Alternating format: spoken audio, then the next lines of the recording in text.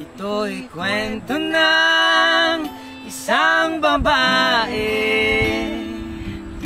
tulog sa umaga, gising sa gabi. Ang kanyang mukha'y puno ng kolorete. Sa lugar ng ilaw ay patay sindi. Simulan natin ang istorya. Ako'y kanyang matalik na kaibigan. Ernesto ang aking pangalan. Kwentong dapat mong malaman nang mabulag-bulagan. Bakit ang nais natin ay malaman ang baho ng iba? Pagbibigyan kita. Kilala mo ba si Mata na aking kababata? Mula pa ng pagkabata kami laging magkasama, manghabang kang papel sa sapa. Kanyang itilong niliwanag ang paligid at pag siya'y lumaraan mga leeg ay pumipilipit. Hubod ng ganda nung siya ay nagdalaga. Tuwing kausap ko na malimit akong tulad. Kahit may nararamdaman, pinilit kong isara ang bibig ng bunting ng puso para sa kanya at sa sayawan. Matapos kaming makapagtapos, kahit pinawis sa mukha ako'y napunas na pulbo. Kahit parang hindi pantay, nagmamadaling hinila, pinakilala niya lalaki na kasamay nila. Ako'y isang sirena, kahit anong sabihin nila. Ako ay ubod ng ganda.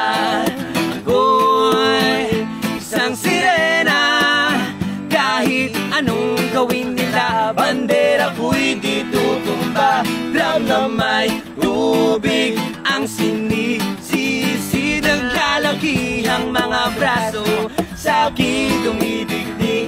Drum na may tubig ang sinisisi.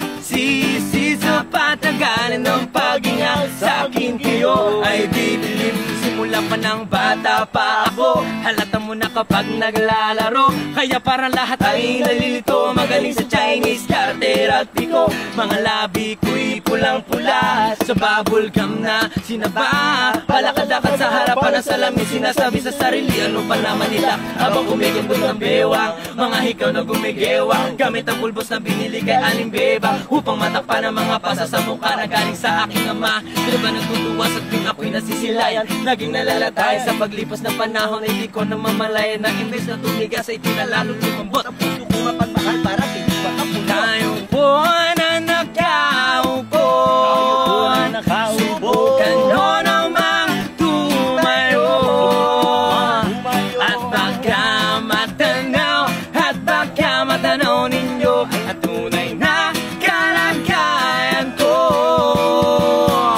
Mawalang galang na po sa taong nakaupo. Alam nyo bang patakan ng bigas namin hindi puno? Ang dingding ng bahay namin ay pinagtapit na pinyero. Sa gabi ay sobrang init na tumutunaw ng yelo na di kayang bilhin upang ilagay sa inom. Pinakulong tubig sa lumatako, ring-uling-uling. Gamit na mga panggatong nilalog sa estero. Nagsisilbing kusina sa umaga, aming banyo ang aking inang nang may kayaman ng isang kaldero. Nagagamit ang pagkakangama ng isang meldo. Pero kulang na kulang pa rin, kulang na tiyot asing. At 50 pesos sa magabi pagkakatahin. Di ko alam kung talagang maraming harang. Mataas lang ang bako doon nagbubulag-bulag. Alaman po kayo dahil sa dami ng pera nyo, walang doktor na makapagpapalinaw ng mata nyo. Kaya huwag kang masyadong halata.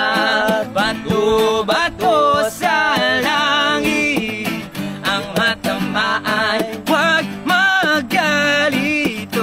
Bato-bato, bato sa langit ang matamaan ay huwag masyadong halata. Huwag na wag, wag na wag na wag, huwag kang masyadong halata. Wag na wag, wag na wag, masyadong halata. Wag na wag, wag na wag na wag na wag, huwag kang masyadong halata.